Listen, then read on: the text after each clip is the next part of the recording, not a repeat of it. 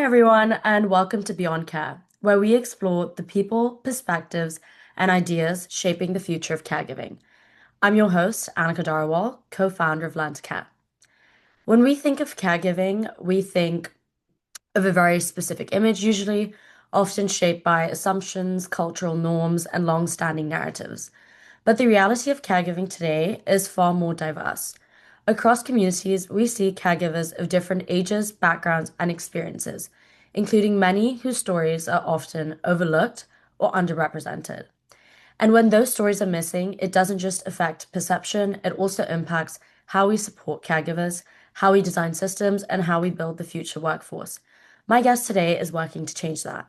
Joining us is Sophie Okolo, an aging expert, researcher, and Forbes Healthcare expert contributor who uses storytelling and journalism to reshape how we think about longevity, caregiving, and health. Sophie, welcome to Beyond Care. Thank you for being here today.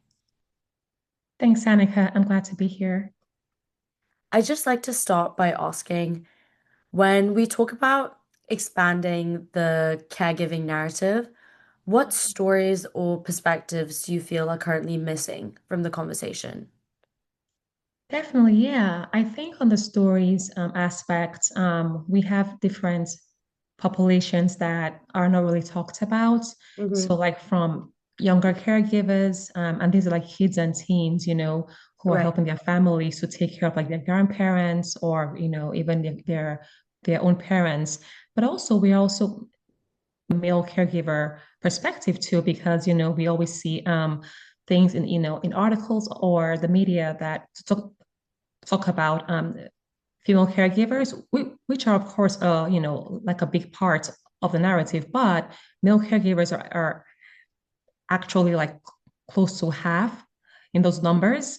So, and it's not really like shared or even like um, discussed as much. So I think like, those two groups are huge. And of course, on the perspective part, everyone talks about, like how caregivers are and should be, but there's a big side about, them being also like burned out, resentful, even some, and even like, their lives have to change to accommodate, like that into their lives. So these are the two things that are kind of missing from the stories.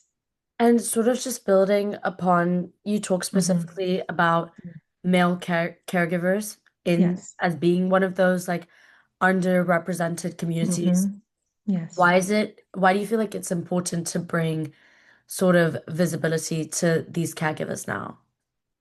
That's a great question. And thank you for that. I think historically, we've always seen like women, caring for their parents and their grandparents.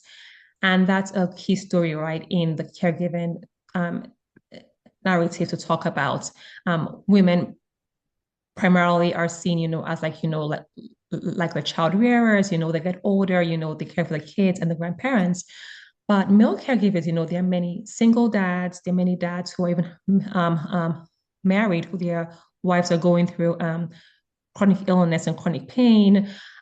In my research, when I'm trying to write my Hmm. stories, I have interviewed lots of men who, their wives have dementia, or cancer, and they really spend all their hours, or at least most trying to care. And when you look at what's out there, this group is not actually represented in the stories.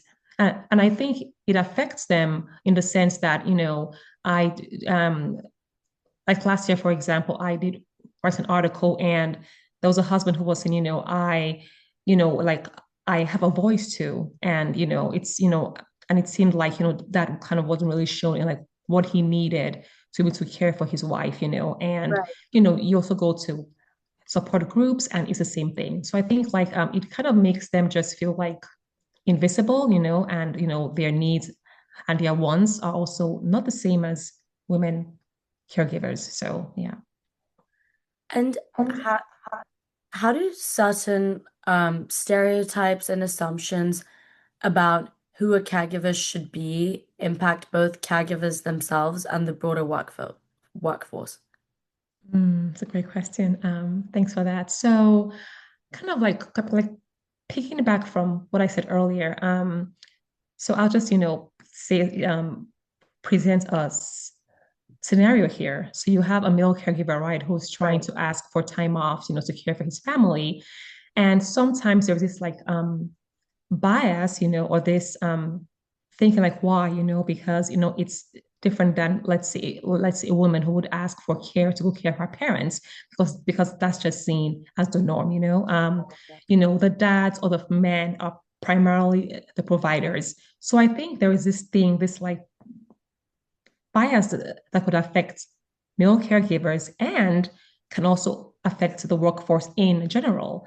And I think that just doesn't create an inclusive workforce with caregivers, their employers, their homes, their communities, and even in support groups that we think, okay, this is good for them. But we need to have how do I say this now? A culture that does include caregivers, Hmm. from like all sorts of backgrounds. Yeah, I completely agree with that. And I think, again, to the point of like Mhm. male caregiver specifically, just a society, like because it's not seen as like a typical role for a man. So then it's just Yes. completely overlooked. Yes. Yes, and I think that that's the sad thing because, Yeah. like I said, right, we need stories, of course, of women caregivers, right? Because they are trying to caregive, they're trying to hold full-time or part-time work. Some of them even don't work and they're not even paid for this. So these are all good stories, right? But it's not the only story. And there is a famous or a well-known um, Nigerian writer, Hmm. and she actually, she had this TED talk that went viral, and it said the danger of a single story. She said the single story is not the complete story. So yeah. Right. And in terms of the role of Mhm. storytelling through media, like research, conversations, what do you feel that they sort of play? What role does that play in shifting how society understands caregiving?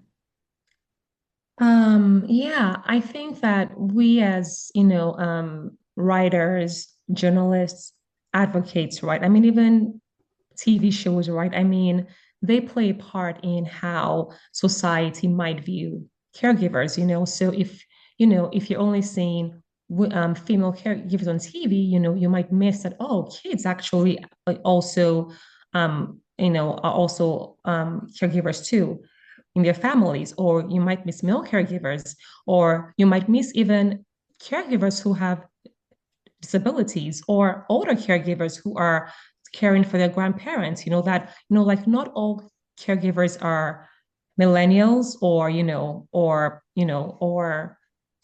people, in the Gen X groups. So I think that the media has a big part to play in this. Yeah, so it has to like do their research, ask the questions, investigate, and talk to people who are not in the norm,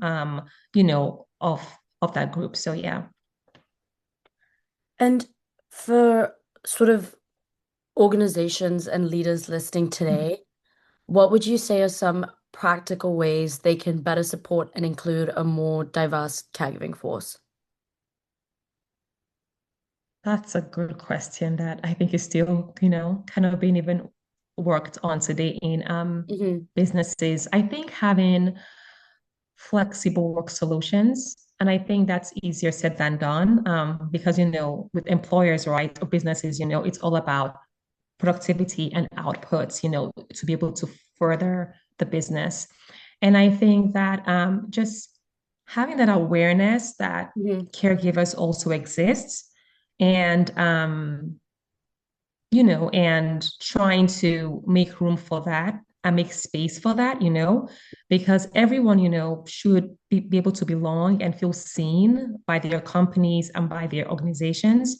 So I think that's the first part, having a flexible work solution, and also just having also a trying to promote a caregiving culture.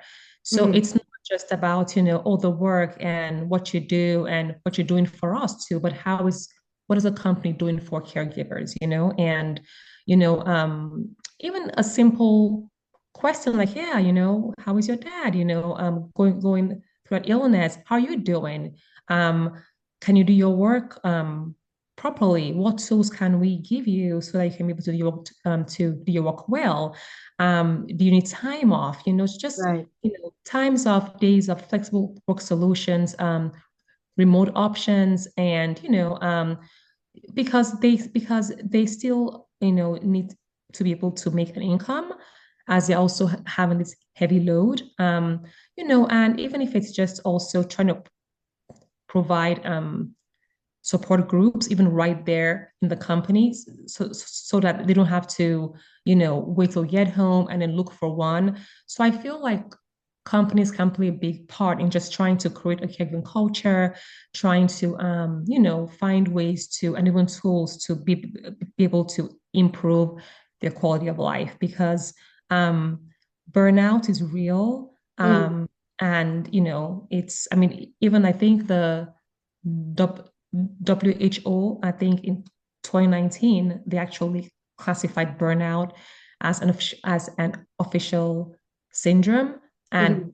and that's one thing that caregivers do face a lot in their work. Yeah, I think burnout is something that I've just, whilst being in the industry for the past few years, probably the word I've heard the most, and I Mhm. think is probably one of the biggest sort of issues facing caregivers. Yeah. No, it is. It is. I mean, it's kind of like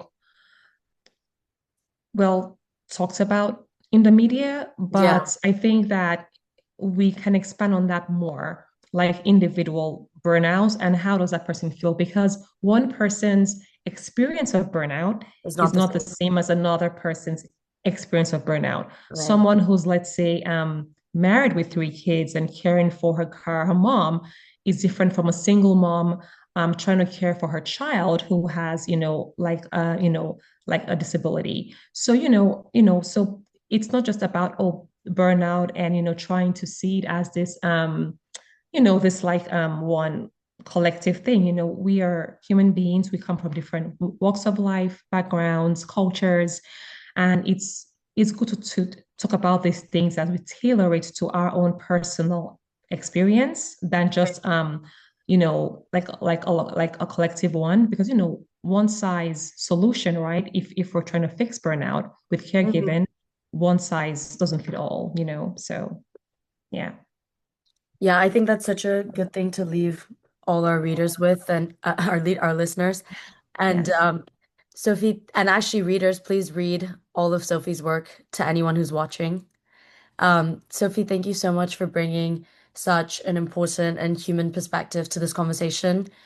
And I think what stands out for me is what you said in the end is that caregiving really is not a one size fits all experience. And the more we expand the narrative, the more inclusive, effective, and resilient our care systems can become. When we recognize and sort of support the full diversity of caregivers, we're not just improving individual experiences, but also strengthening the entire workforce.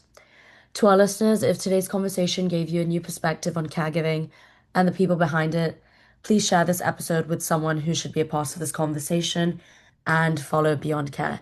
Thank you so much for listening, everyone.